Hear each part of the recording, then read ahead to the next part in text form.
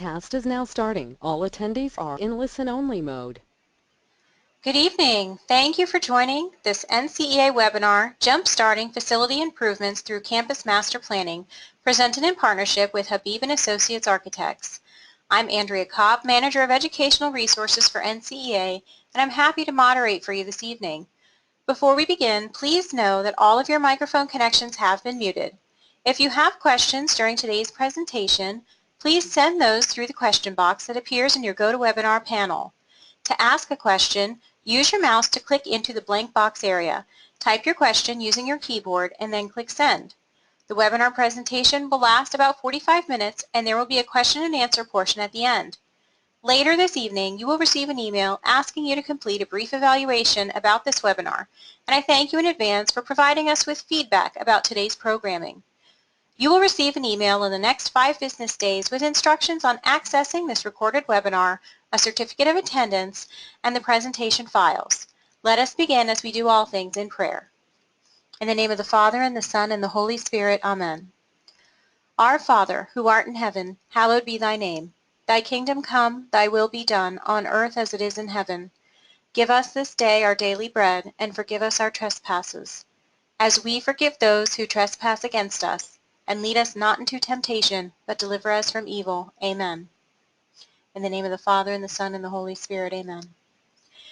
Now I wish to introduce Stephen Habib, President and Principal Architect, Jack Shea, Educational Planning Specialist, and Tamara McCooch, Director of Operations and Communications for Habib & Associates Architects. Welcome, and thank you for joining us this evening. Thank you very much, Andrea. On behalf of Steve and Jack, we want to thank you and NCEA for partnering with us and for all of our attendees this evening, this afternoon, on being with us here to discuss this very important topic. We are going to give you today, as Jack, my colleague, likes to say, a drink from a fire hose. This is a very meaty presentation. However, we're going to try and break it down as simply as possible. And as Andrea said, if you have questions, please do not hesitate to ask them of us at the end of the presentation. We also have our email addresses, and feel free to email us at any time. We are here to help and help you get your facilities to the level that they need to be. Now, Andrea introduced us a little bit. I'd like to introduce you a little more to Steve Habib. He's the president and he's the principal architect at Habib & Associates. Steve has spent over 40 years, sorry Steve, over 40 years as an architect and working with schools and with Catholic schools in particular on helping them to achieve their visions and to educate as many Catholic students as possible. Jack Shea has been in the educational side of the world for also 40 years, maybe a little more? I'll give you that. Okay. Yes. Jack was originally a teacher, worked his way through, was a principal of a school, and has now joined Habib & Associates a few years back on the second phase of his career and helping us with the educational programming side of the campus master planning. And I am Tamara. I work with communicating the plan and working with Catholic schools and helping them communicate to the community, their community, what is happening with the master plan and making sure all things are jiving together. So the three of us as a team work with Catholic schools throughout the nation. Jack, you want to take over from here? It's great to be able to talk to you at this busy time of the year. I'm sure many of you have just opened or you're getting ready to open, and you've been thinking about your facilities. And if we look at this downward trend, I know many of you are faced with aging facilities, and we're looking in terms of a list of things that could be getting in the way in your building. You know, looking at what your building should be doing to support teaching and learning. And as the building ages, there is a decline. There's a decline in its ability to be able to impact the quality of education, your overall athletic program, your extracurricular activities. If we think about safety and comfort and that impression you have, that curbside appeal when you're recruiting new students or recruiting new staff to your building and you do that building tour with them and show them their space.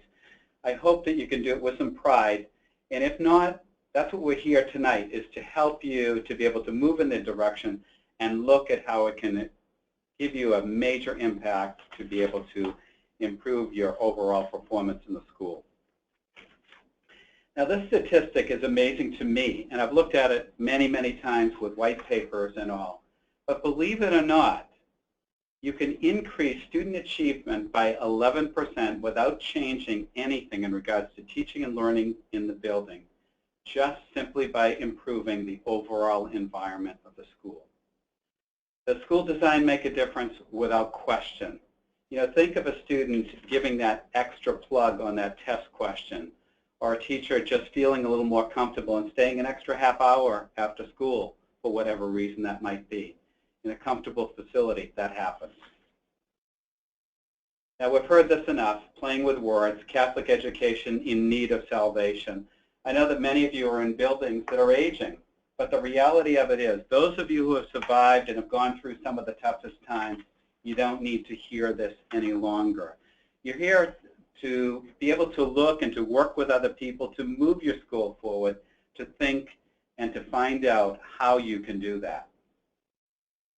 Now, this is a little bit of a chuckle. I'm sure some of you are thinking it goes along with the vintage, perhaps, of the building you're in.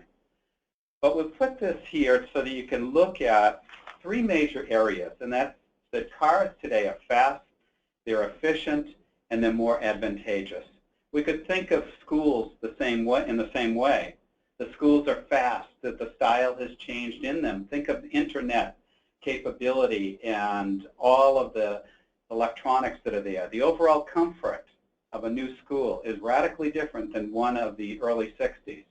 The safety has changed post-Columbine dramatically. In the car, we didn't have seat belts or headrests. In schools, there are many, many safety features that perhaps your building is missing or could use. Same with technology, and a major upgrade of a building, a re-examination of that to be able to put in.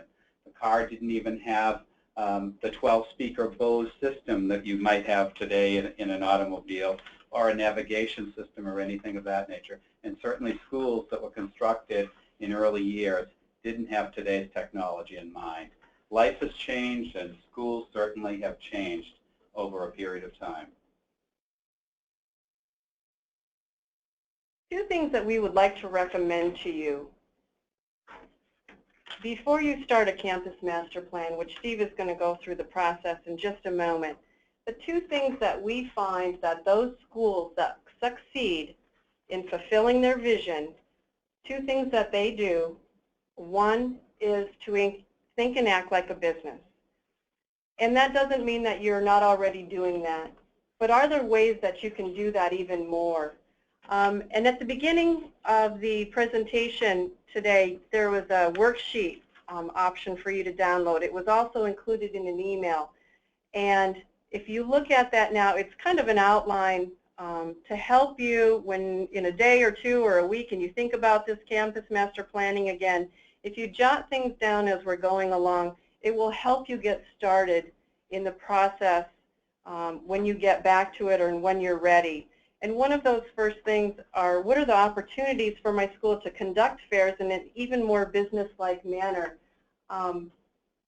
We recommend that you have a strategic plan. I would suspect that most of you do, but does it include a campus master plan? Are you actively thinking about your facilities on a year-to-year basis, and are you budgeting for that? And what is your master plan? Are you geared for efficiency and success? I would guess so. Do you move with the times and not stay status quo? Are there things that you can be doing and looking at that you have the opportunity to change? And are you making decisions and your actions, are they based on your vision for the school and where you should be and where you want to be? Or are they your actions based on what you don't have? And you don't want to do that. You don't want to say, well, we don't have X, Y, and Z, therefore we cannot achieve it. Don't think about the X, Y, and Z. Think about where you should be and work towards it, because there are ways. And hopefully at the end of this presentation today, you will see that undergoing building renovations, repairs, or additions, whatever you need, they are achievable goals. They're not impossible dreams. We've worked with enough schools to know that it can be done. The second recommendation we make is to communicate, communicate, communicate. You want everybody in your school community to know what's going on. There's no questions, there's no suspicion, there's no secrets. It's an open and transparent process. And from day one and beginning to conduct a campus master plan, you put it in your newsletter. You send out an e-blast. This is what we're going to engage in and embark on. And there are several various points going through the master planning process that there are opportunities to communicate with your school community. Your educational architect will help you know when those best are, and we're going to talk about a few of them today. But the more that you can communicate, the better. And if you look at your sheet, your blueprint for success, you know, are you thinking of some ways that you could do that better right now? And jot those down. Well, thank you, Tam.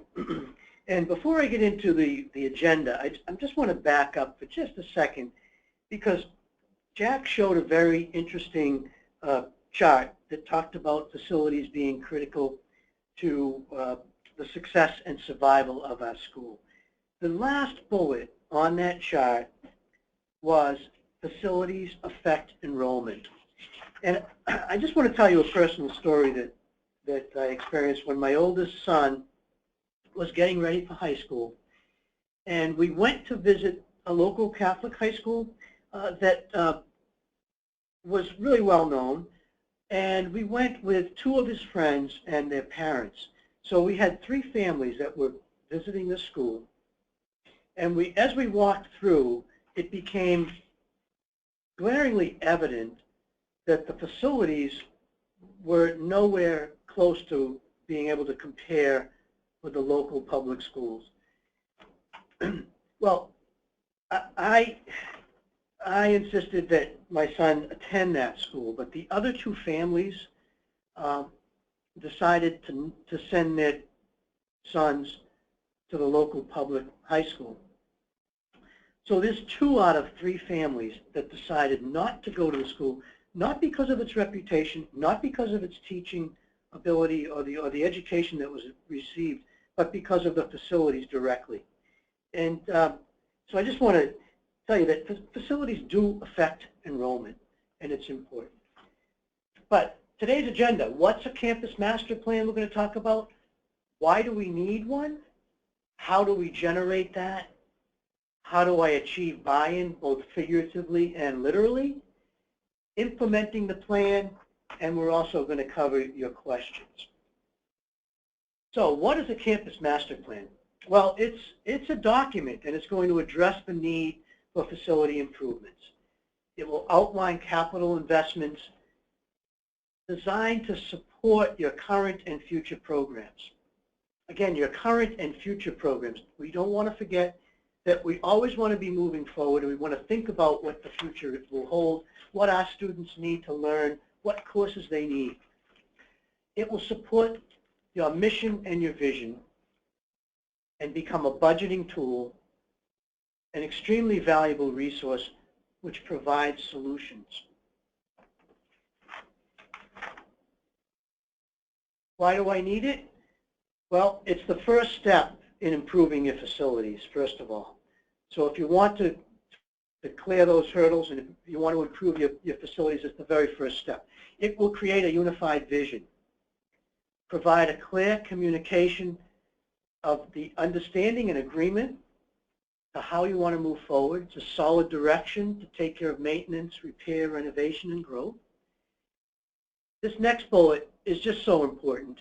It proves to your donors that their money will be wisely spent. As Catholic educators, we know our resources are limited. And when we receive donations from donors, it's so important.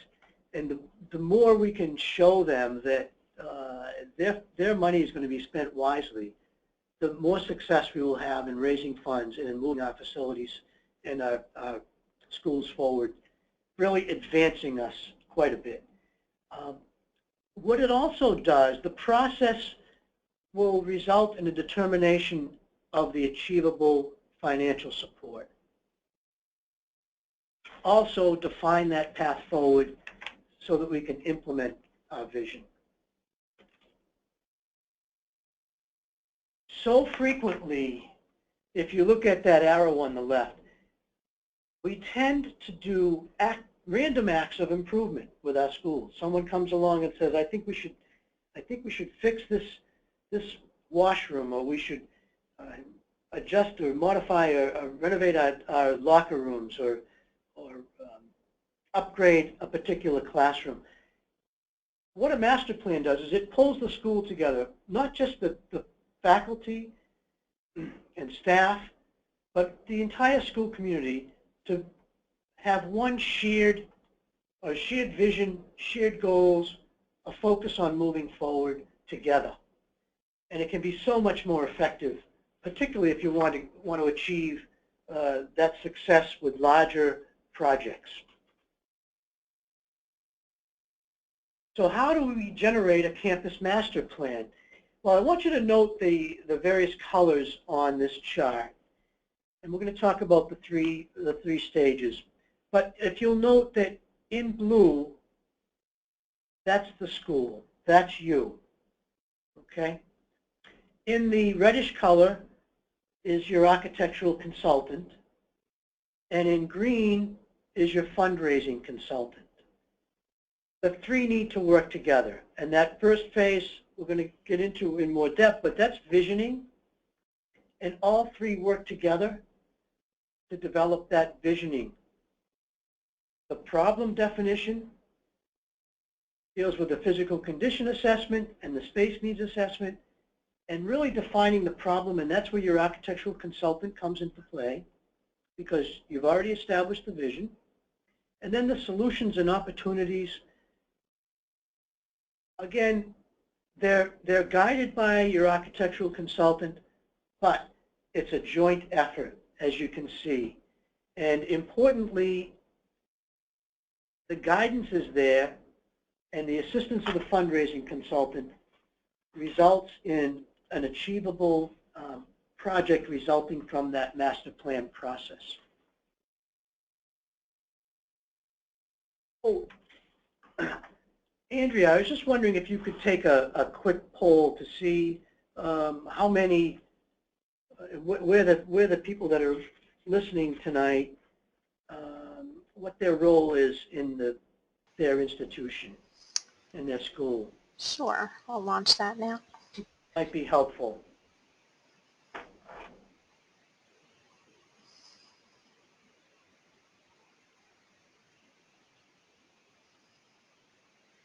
I suppose as she's conducting that, we can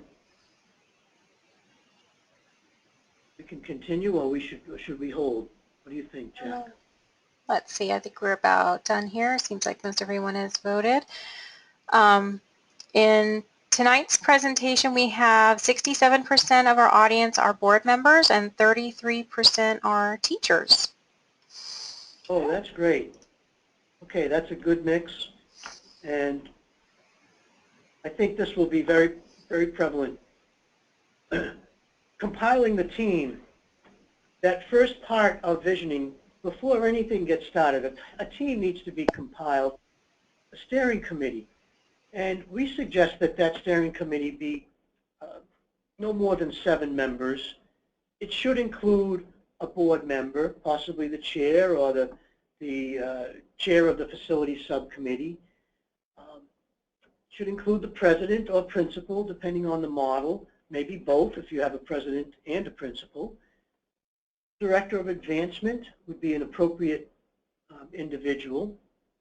Your educational director is also appropriate, and key individuals. And we've distributed, or you should have received an email, which states a sheet, My Blueprint for Success, and it's just a little planning tool that you can fill out as you go along. Might be helpful to you as you move forward. And there's a specific question on there regarding who you would have on your steering committee. The architectural consultant one of the important things is you want to choose a firm that's experienced in master planning, experienced in educational architecture, and hopefully experienced in Catholic schools, because we do operate a bit differently than other private schools, and certainly a lot differently than public schools. I've worked on both, and there's quite a bit of difference. And of course, a fundraising consultant, a firm that's experienced in large gift asks. This is so important because when you're done with the actual planning process, you want to implement that plan and you want to move the school forward. And that financial fundraising consultant is going to allow you to formulate master plan solutions, or have your architect formulate those solutions such that they're going to be achievable and you're going to be able to raise the funds. And Jack, if you want to Sure. vision We're playing a little bit with a graphic here, and you can see it's SION, mission and vision. And we're asking you to make a distinction between the two. Have you thought of them in terms of the mission grounding you, of your day-to-day practices, of who you are and what you do so well? But you make a distinction in terms of the future and looking down the road, a stretch goal for you in terms of who you need to become as a school. It becomes a little bit uncomfortable because you're not there, but it challenges you to look to the future and think in terms of what your school possibly could be. That's the challenge, and that's why it's somewhat more difficult to be able to pull a group together. You need strong vision. Now, if by chance someone starts to talk about bricks and mortar and putting a new building in, that's really not the starting point for that vision. The vision is talking about teaching and learning and where you want to go as a school. The building will support it. And truly, if you have your eye on the target, eye on the future, it will come into place as time goes along. So just think in terms of where teaching and learning will be going. There's your vision. Now, envisioning, we want you to pull together your community in a number of different ways. It's really, think of it in terms of an ongoing cumulative process. And what it does is it allows you to build relationships and trust and strengthen them over time. So how does it come about? That's by talking and working together and looking in terms of conversations that can support you so everyone comes on the same page, thinking about where you could be 5 years from now or 10 years from now. Keep these pieces of communication and opportunities in mind to enable those relationships and build those relationships and trust and fortify them. If you think of the types of feedback and empowering groups so that they feel connected and involved in the process, how could you do that? How could you share information? How could you plan and bring them together and coalesce and garner that support? What methods of engagement might you use? Could you possibly use some town meeting forums, some types of focus workshops where you could have hands-on activities and lots of opportunities for feedback and dialogues and questions and answers? But another real powerful way, and Tam is going to get into it in a little bit, are surveys electronically. There are so many ways that you can reach out to a far broader audience, including your alumni, reaching people that are distantly no longer connected to the school in an immediate neighborhood way, but still want that connection to your institution. Web-based engagement is really powerful in terms of social media when you think of what you could be doing on Facebook and Twitter and all other types of social media. That consensus building is where you're really going to work to pull everyone together to share the same conversation. But in doing that, you really need to be accurate, pulling it together so that discussion is common, it's shared, and it's unified. And through print media and displays and posters and all, it will really confirm that direction. And that's how working together with your architectural consultant and, of course, the financial support is really going to get you all moving together and coalesce, moving in the same direction. You know, Jack, just to point out that your architectural consultant should be guiding you with respect to these elements and can really help you build that various methods of engagement. Tim, I'll let you start with your showing how that works. Right. Well, this is just a couple examples of the method of engagement that Steve's referring to.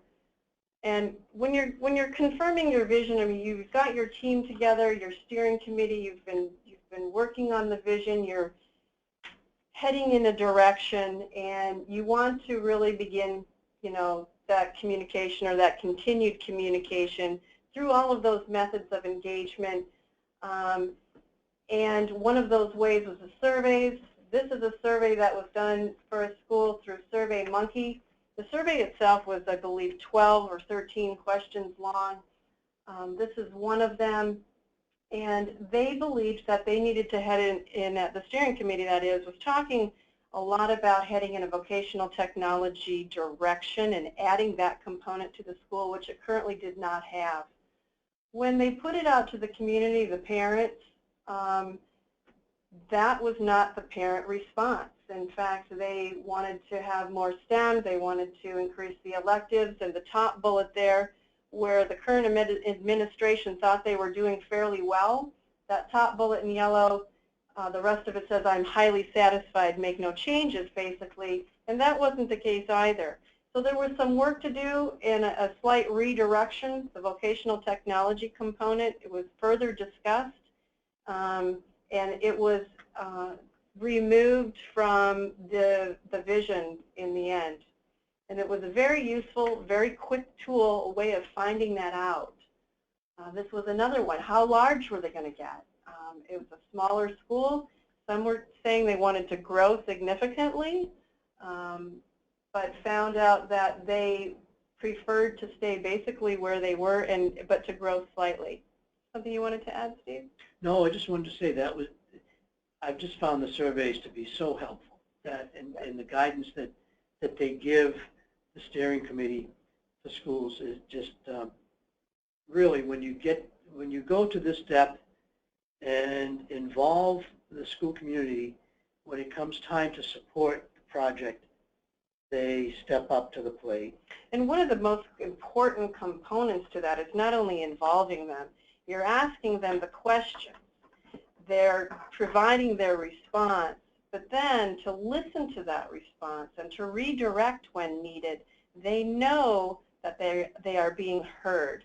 And that makes a huge difference in the parents and them talking to each other, in the grassroots effort that can be coordinated, the excitement that can come out of it. They really start to buy in, which happened with this school, and it has been a very successful project. They also had a preschool that was an off-site location, they thought, and they were kicking around the idea, well, what if we had the preschool, all grades, on a common site? I wonder if people, if parents would go for that. Would they appreciate that? Well, overwhelmingly, and that was a surprise to them also. Parents said they would like one drop-off at one location and knowing that all of their kids are together. These are just a couple examples.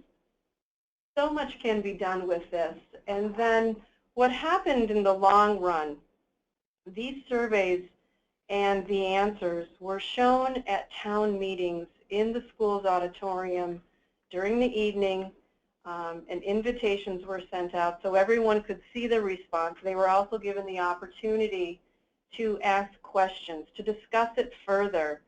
And as this project moved forward, we would have another town meeting, and we ended up having 3 town meetings.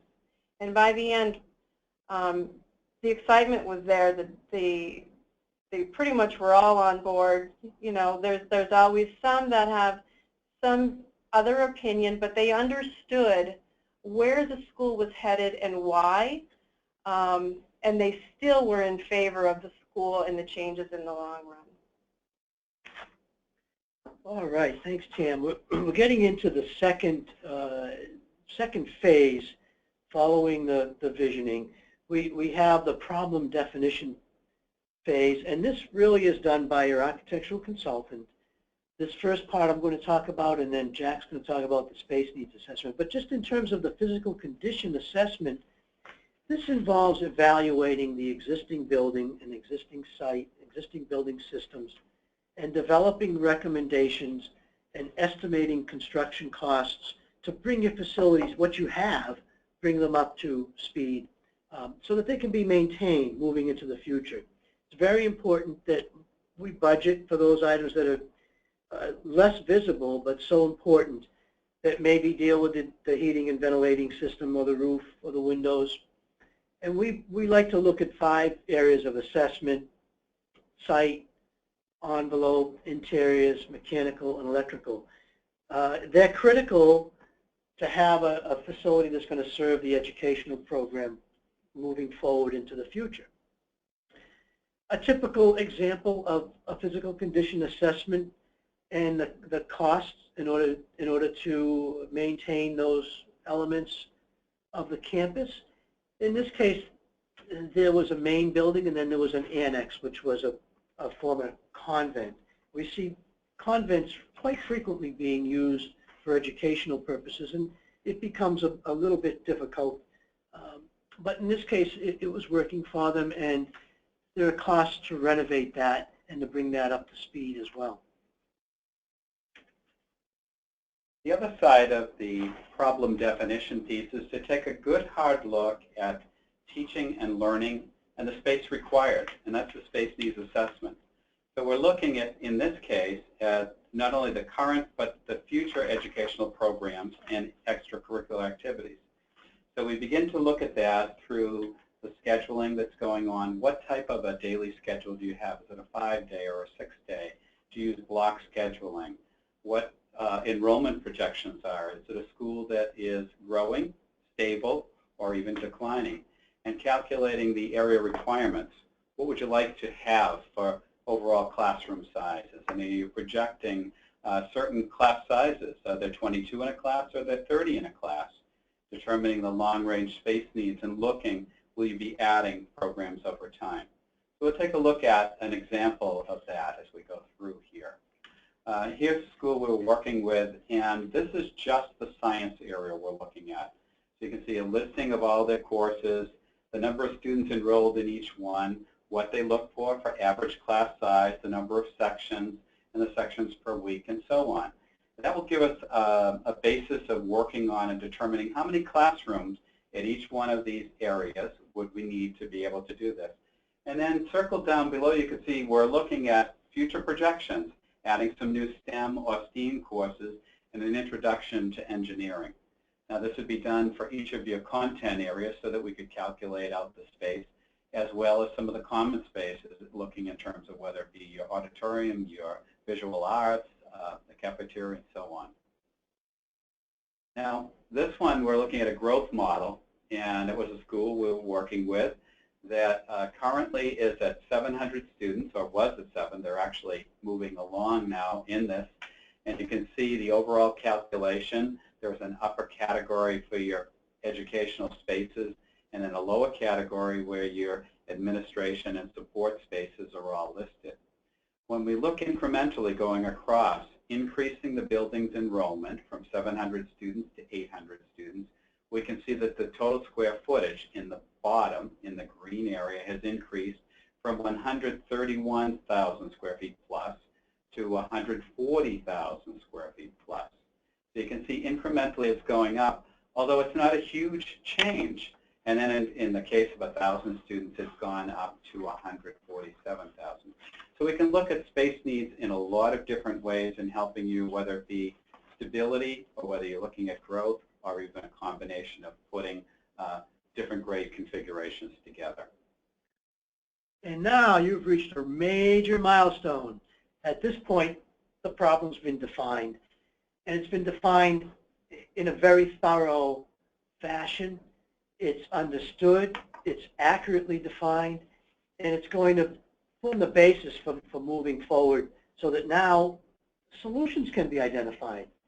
And we really can get into the what I consider the funnest part of a project. We see a lot of challenges with Catholic schools that we work with. And these are some of the typical ones. And I'm sure that many of you have experienced this. Insufficient communication and safety systems, or outdated computer and science labs, undersized athletic facilities. Maybe the parking isn't ideal, or the disjointed traffic flow. I worked with a school recently, and the traffic was such that they were dropping the students off so that they had to cross between cars to reach the school. It just was not as effective as it could be. But these are typical challenges we see. And the next phase now, we get into identifying solutions. And here you want your architect to really be developing as many options as possible, because the way to get a good creative solution is to review as many options as possible. And you want to make sure those options are going to, or they should be making sure the options promote the vision, support the educational program, and are consistent with the funding potential. Now, the way you know that they're consistent with the funding potential is because you've retained a fundraising consultant early on, and that organization is going to be working with the team. So by the time you get to identifying solutions and the architect is working on that, you'll know what can be affordable. So very important to move the project forward. Then you'll see the assessment and selection element. And you see, if you look down in the lower right, you'll see that that involves the team, all three players, collectively, evaluating those options, making sure they meet the needs by supporting the vision, overcoming the challenges, they're practical and they're effective use of the resources, and they're achievable both from a financial perspective and a constructability perspective.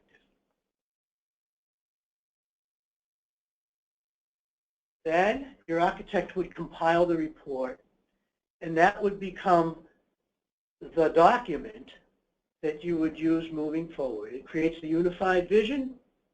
It communicates what's been discussed, what the understanding and agreement is.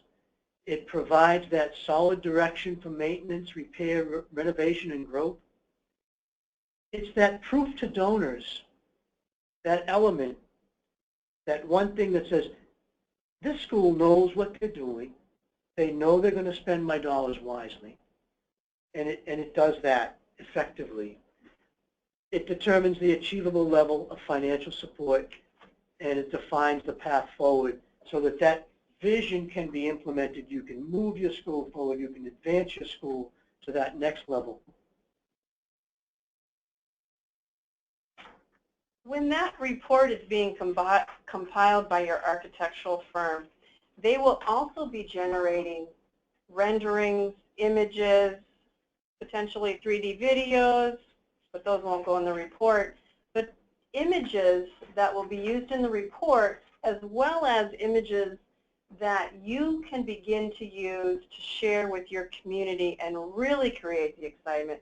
Because from day one, when something is put out there, people are going to begin to ask you, what's it going to look like? What, I have these ideas, or I have this idea, and everybody wants to know what the final option that has been selected is going to look like. And most often, the report is done in phases. Your projects will be done in phases, and there are images for each of the phases. And you can send them out in this variety of methods, and any others that you can possibly think of. Several years ago, when we used to do the hand models, someone would physically build a model. We had a sister at an all-girls high school who put the model in the back of her car and drove all around New England to alumni to show them what it was going to look like. This was prior to the technology that we have available to us today, and it was very effective, and she was very dedicated. I want to show you some of the images, and these are for different phases of different master plans. This particular one is an addition in the yellow on the left. It was the beginning phases, the beginning stage of the process, but it showed to the community the basics of what was going to happen. There's an addition, and there is also a new track. As that project progressed, this rendering was produced. That is the same project. And that was shared. This is a different school, a phase where the lobby is renovated, and you can see the existing, or the former lobby up there. And there are a lot of things that you can do in the phases that do not take a lot of resources, but really can increase the overall image of what the space looks like. A renovated science lab. This is a larger project with a new chapel and an educational wing on the right, currently under construction. This is a 3D animated video sent out via email, put on the website, and gives donors a clear picture of the overall addition. There were also videos that were animations that were created for the interior spaces. They walk down the hall, walk into a science lab, turn around, view all the areas of it, and walk back out. But very effective in communicating to donors and to your community what is going to happen and what the plan is. And all of those elements work towards implementing the plan. I mean, the whole purpose of this master plan is so that you can move forward, so that you can advance your school, so you can have that renovation and construction project move forward, and your architect will be working with you as well as the fundraising consultant to begin the process of securing the financing, securing those donors. Then your architect would be preparing the design documents for the solution and work with contractors to solicit the bids and move forward with the construction and renovation project. And we frequently see multi-phase projects which begin with phase 1 and phase 2 and phase 3. And I'm going to show you quickly show you one case study which had some challenges. This was a 1960s building. Science labs were outdated, needed new windows, did not have a track. It used the former convent for an art program and administrative staff. And the student population, the enrollment was growing, which was a very, very good challenge to have. And if you move forward, Tam, yeah, this shows the various phases that were programmed in. Phase 1, I'm pleased to say that phase 1 and phase 2, okay, which was the addition and then the renovation of the former science areas, are well underway and will be occupied in a matter of weeks. And I think we have some photos coming up. These were documents that were produced during the master plan phase and during the fundraising stage, generating interest and fundraising, all very, very successful. This is the project that, these were about 3 weeks ago, these photographs were taken. This is a science wing, science and math, and there's a computer lab integrated as well. And what's next? Oh, I guess we're at the end. So we're looking for questions from any of you, and I really want to thank you for joining us this evening. We're here to act as a resource for you. So I think. Yes, we do have a few questions that have come in. One is in regard to the steering committee. Someone would like to know if you, with some of those expertise in the school community, would it be a good idea to engage some of those people on a volunteer basis, or do you recommend having someone kind of with a fresh eye to come from the outside in to do some of those assessments? But what you want is a group of people that you know are really dedicated and are going to stay with the process. and make that commitment, that they really have a vision for the future and truly want to improve the school, and you know that they can look at the big picture.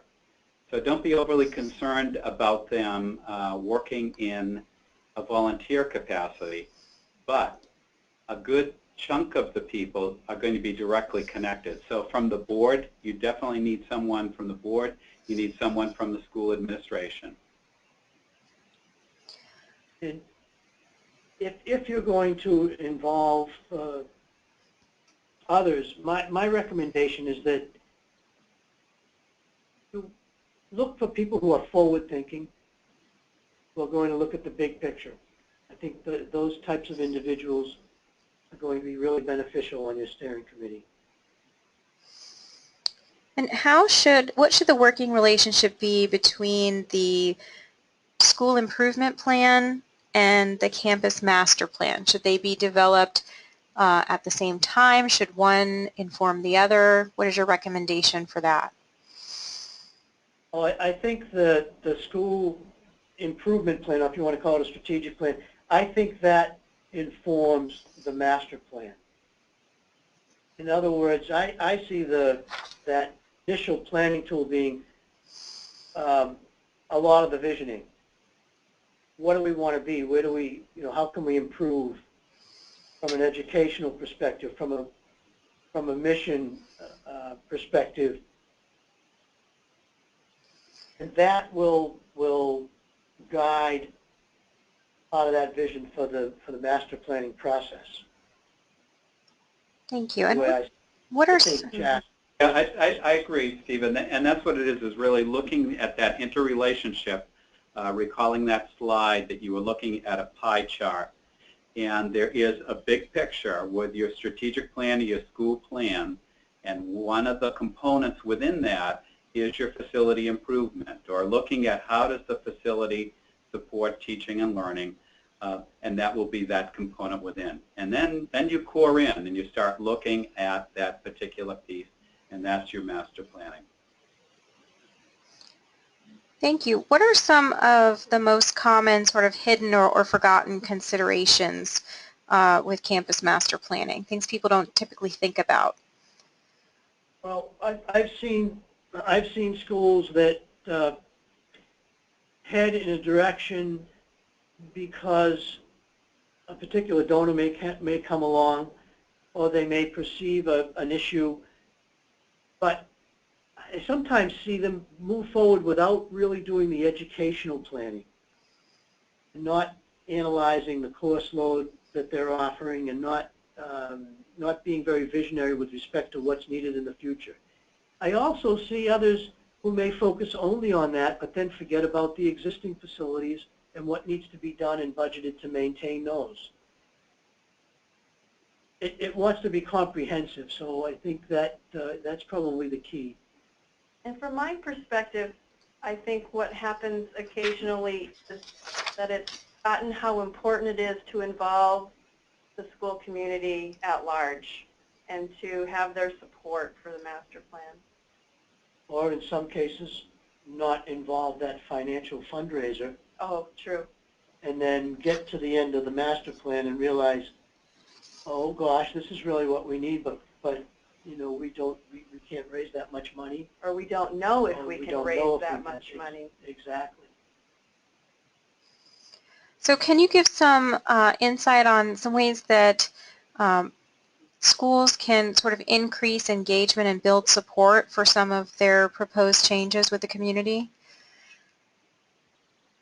Yes, I think, Tam, you want to talk about the public meetings and the invites and we touched on it a bit workshops throughout the presentation, but